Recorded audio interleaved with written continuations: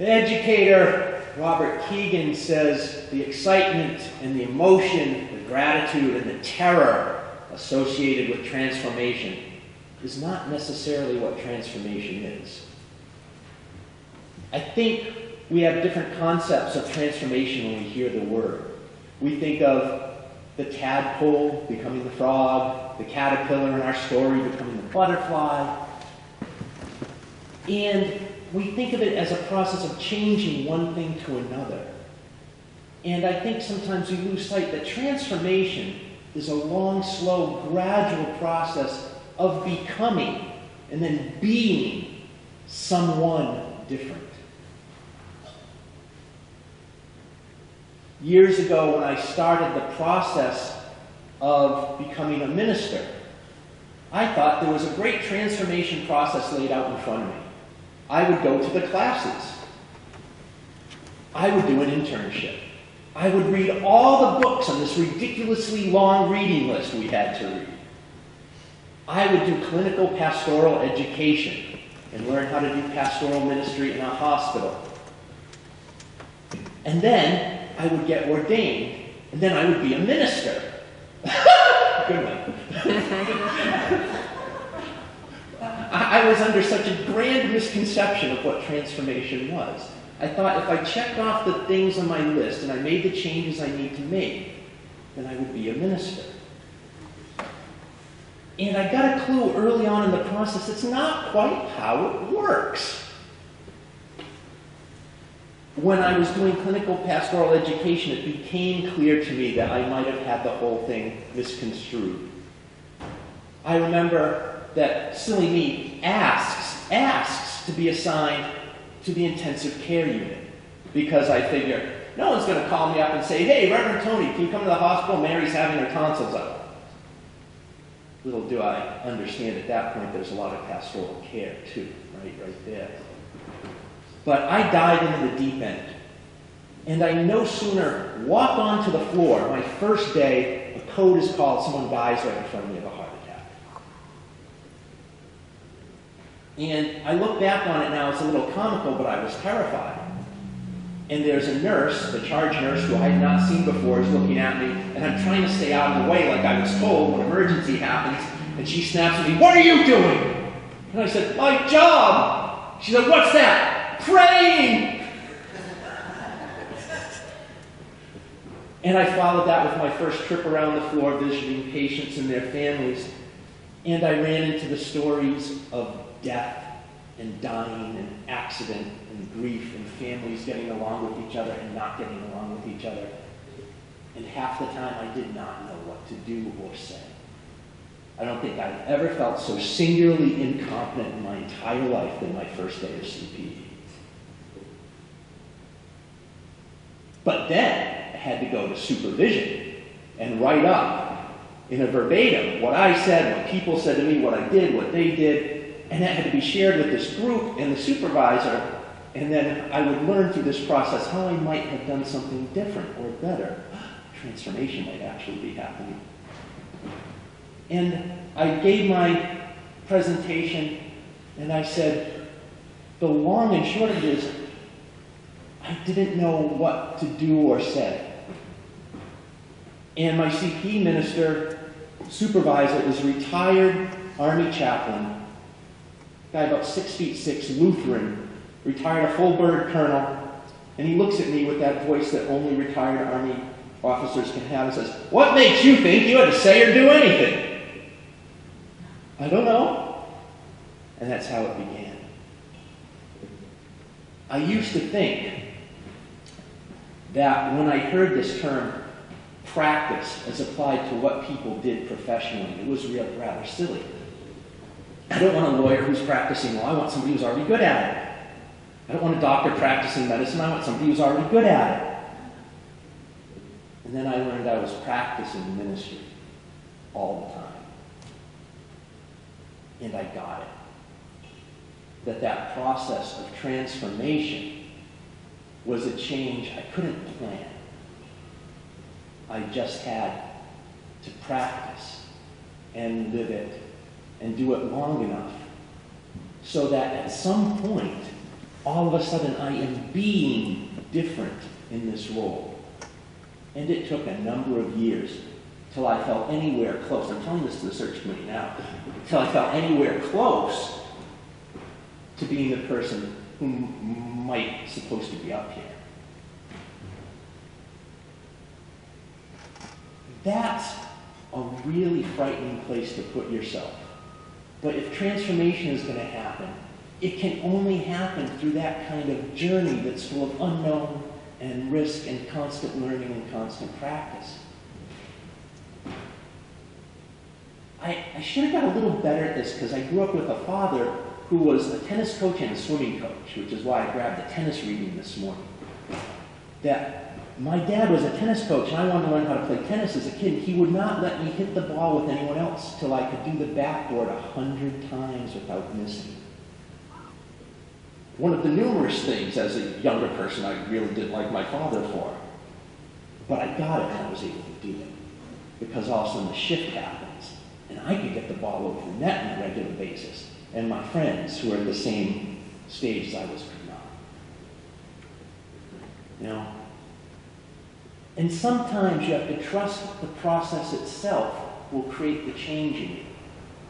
I think, and I say this often enough, too often we think, especially as Unitarian Universalists, we can think our way into acting and behaving and being differently. And frequently, and the practice of religion teaches us this, especially with spiritual practice, that it's only by acting differently on a repeated basis that the change is made in a way that is internalized and the transformation happens, right? Only through the practice of ministry, of remaining calm and non-anxious when people are freaking out, do you get to all of a sudden be calm and non-anxious when somebody else is freaking out.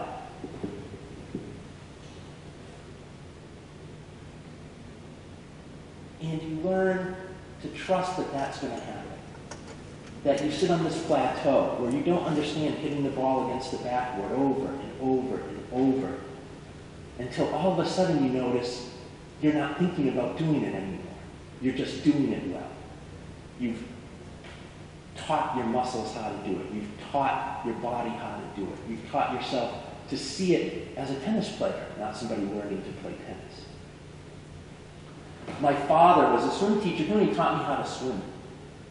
The first thing we learned was floating. I was horrible at it. I could not learn how to float.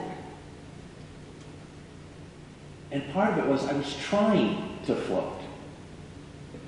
And finally, his instruction one day, after so many times of not really being able to pick this up, is trust the water to hold you up. And after so much trying, it finally clicked, and the water held me up. You know,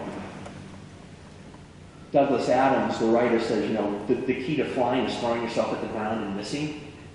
And as a kid, I discovered the key to floating is trying to sink and forgetting to drop through the water. You know, I just let the water hold me up.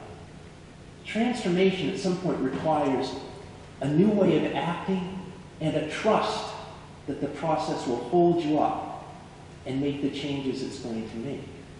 They may not be the changes you want, which is always the difficult part of transformation. Transformation is not just setting a goal and working to achieve it. It's being willing to go through a process and let it change you. Like becoming a welcoming congregation. We can have the seminars and teach the lessons and do the worship services and have speakers and watch movies and read books. And we can check them off our list. But as we do that, slowly, many of us, and then we together as a whole, are becoming a people that are more knowledgeable, more understanding, that have a shift of vision in how to relate to and be welcoming to people who might not be like us in some way. And then there's the transformation. We're not who we used to be. We have to become someone different. When I work with people in spiritual direction as a spiritual director, one of the stories I hear all the time is I figured I needed to come for spiritual direction because I'm just doing this wrong. I'm getting no insight. I'm having no nirvana. And I tell people, having a burning bush experience is nice, but so far I only know on record it's ever happened to one person. Even that might have been made up. So you can't go into the process expecting that. What you can do is practice enough so that all of a sudden you notice it's happened while you weren't looking. About 10 years ago when I started a meditation practice, I found it incredibly difficult. I could not sit still. I could not keep my mind from thinking of everything in the world all at the same time. And I wondered if I should even continue.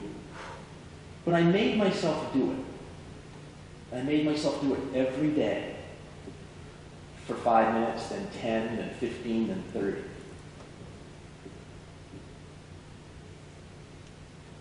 And I didn't notice too much. I missed it. That it was changing me by just showing up and being quiet and breathing. I noticed a number of years back that I'm not nearly as angry as I used to be. I'm not as reactive as I used to be. I don't let things bother me so much anymore. And I've had a lot of life experience and I've practiced ministry, but one thing I've done that really made all those changes that I didn't notice while they were happening is every day I sat down and shut up for 30 minutes. And I was just there. And after years of doing it, I noticed I was different. I had become different than I used to be. And I couldn't have predicted how. And I couldn't have told you ahead of time, this is exactly what I'm trying to do. Because for the first months, if not the first year or so, I hated doing it. It seemed like a total waste of time. Like I'm not getting it. I'm not doing it right. It took a long time to just get over that part and just show up and do the process. And now I help people find those practices. What can you do on a regular basis, intentionally, with dedication and consecration to something beyond yourself? That if you do it often enough, regularly enough, intentionally enough, that down the road you're going to notice you have become different than you used to be. Transformation is not what we think it is. Because if we plan it, it's not transformation. It's change, or it's reaching a goal. But transformation is becoming something new and different. And as we go on, this afternoon is another step in our journey together. As we go on, my relationship with you and yours with me and ours with the community around us, as we engage it together, make those relationships healthier and more holistic and more intentional and more active, will change all of us. I will change, and the congregation will change, and all of a sudden some of the community around us might be changing because of our involvement. That is the process of transformation. That is our journey.